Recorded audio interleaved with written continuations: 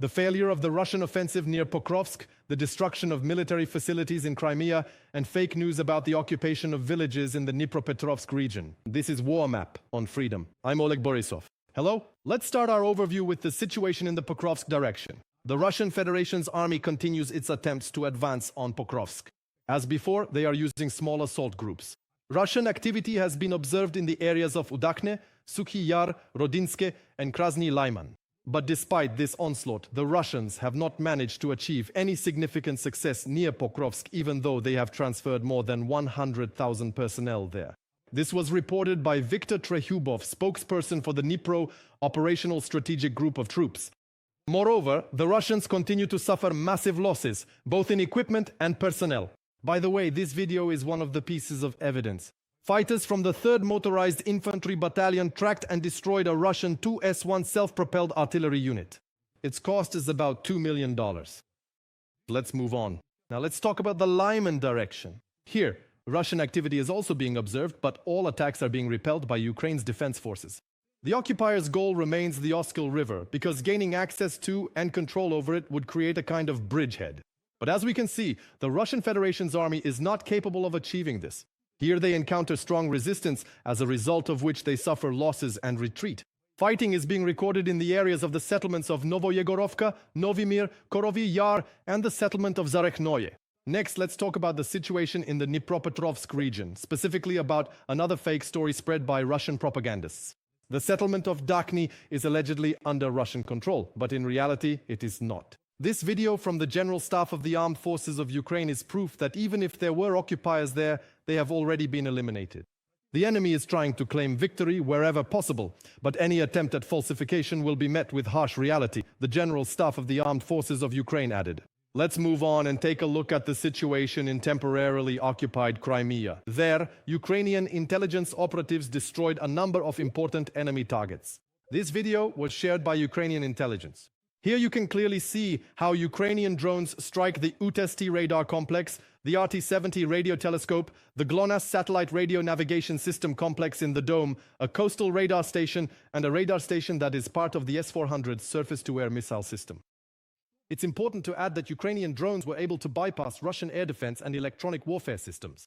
The demilitarization of temporarily occupied Crimea continues, Ukrainian intelligence added. Well, let's discuss the strikes on temporarily occupied Crimea in more detail with Dmytro Snegiryov, a military and political analyst. Dmytro, hello. How much do the strikes on the logistics of Russian occupiers in Crimea damage the military potential of the Russian Federation's army? The floor is yours. Hello, thank you for having me.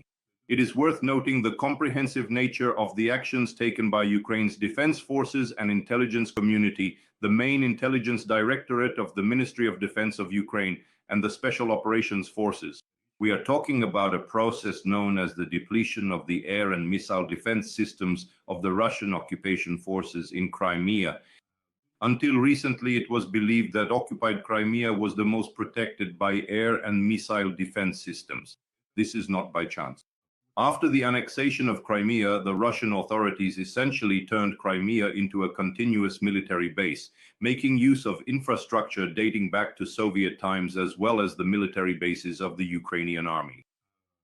At the moment, the main intelligence directorate of the Ministry of Defense of Ukraine is carrying out a series of comprehensive operations aimed primarily at destroying the enemy's radar stations, thereby minimizing the capabilities for active defense of both legitimate military targets on the territory of temporarily occupied Crimea, and most importantly, the protection of key logistical facilities.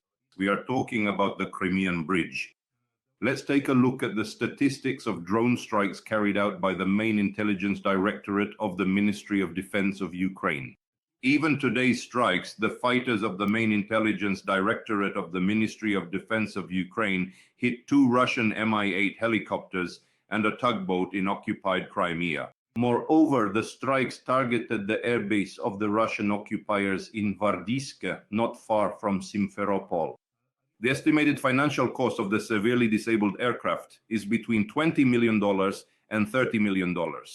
As for the tugboat, it is specifically the Bok 2190 model, a robust and powerful vessel. This particular model is known for its exceptional towing capabilities and reliability in challenging marine environments. It should be noted that it was hit in the Bay of Sevastopol. Now, regarding further strikes by the main intelligence directorate of the Ministry of Defense of Ukraine on military targets in Crimea. Let me remind you that previously drones from the main intelligence directorate of the Ministry of Defense of Ukraine repeatedly struck air defense missile systems, including the latest S-400 modifications.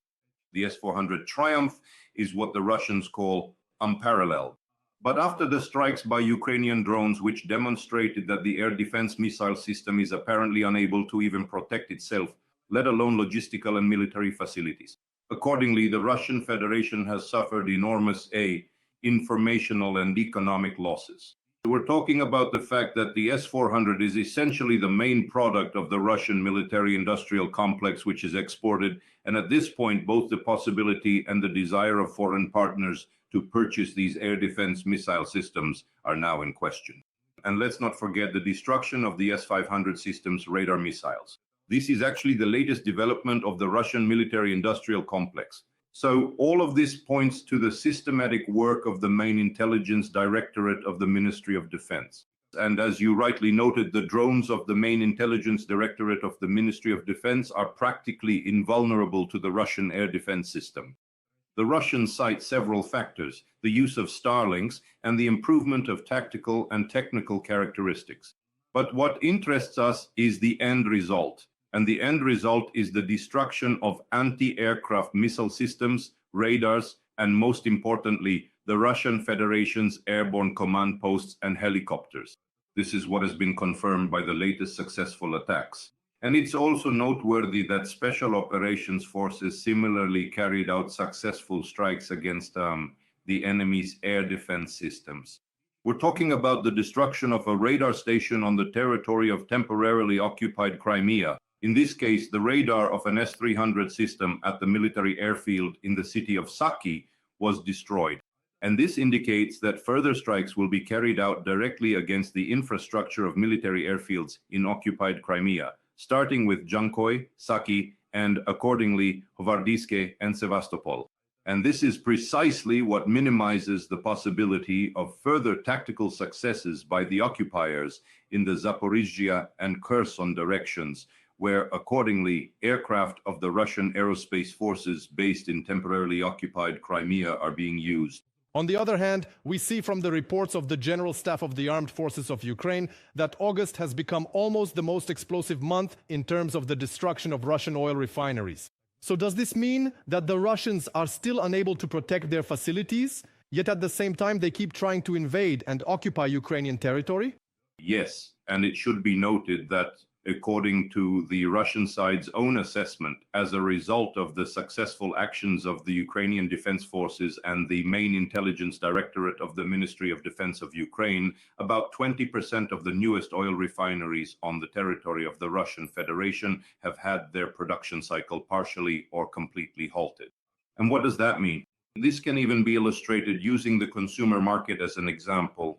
We're talking about the fact that since the beginning of the year, the price of A95 gasoline in the Russian Federation, the country of gas stations, has increased by 50%.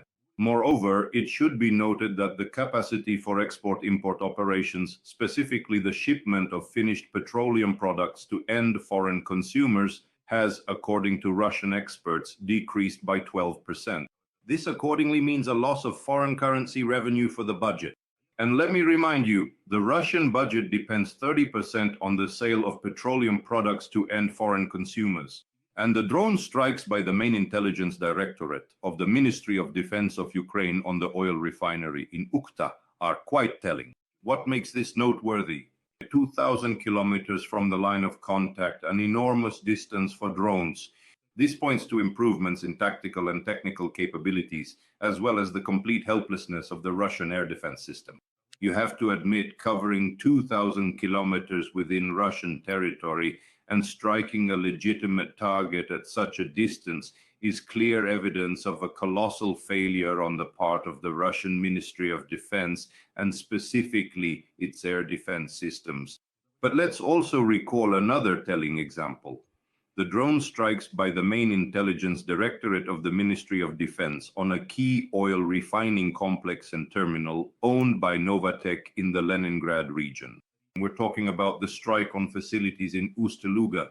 And this is a very serious blow to the Russian Federation's position in the export of both liquefied gas and, accordingly, gasoline and diesel fuel. And finally, I would like to note the unprecedented decision by the Russian government to ban the export of gasoline and petroleum products until the situation in the domestic consumer market within the Russian Federation stabilizes. And against this backdrop, the Russian government has decided to significantly increase imports, that is, to purchase gasoline and diesel fuel directly from Belarus and Kazakhstan. And let me remind you, the Russian Federation is known as a gas station country. And this in turn results in political, reputational, and informational losses for the Russian Federation. This is evidence that the occupying country is unable to protect its logistical facilities, specifically referring to oil refining complexes on the territory of the Russian Federation. And the mood among Russians has completely soured after the presentation of the latest Ukrainian strike capabilities. We're talking about the Flamingo with a strike range of 3,000 kilometers, and accordingly, the long-range Neptune, which is 1,000 kilometers. What's notable is that the warheads of both the Flamingo and Neptune cannot be compared to the warheads of the drones, which, I repeat, have already put 20% of Russian oil refineries out of commission. Dmitry, these Flamingo missiles have proven themselves effective in action. But can this Ukrainian development actually change the course of the war overall? The floor is yours. To a significant extent. Again, with a range of 3,000 kilometers, all legitimate military targets will be within reach of the Ukrainian side. First and foremost, we're talking about stationary targets. These are enterprises of the Russian Federation's military-industrial complex all the way up to the Urals. These are key enterprises of the Russian defense industry. And let me emphasize again, the Flamingo's warhead is not like those of drones. Accordingly, if even a few of these ballistic missiles, let me note, of Ukrainian production, manage to break through, and I'll explain in a moment why I'm emphasizing this, then the issue of the production cycle at military-industrial enterprises will be taken off the agenda. And now, why did I emphasize that this is a Ukrainian development?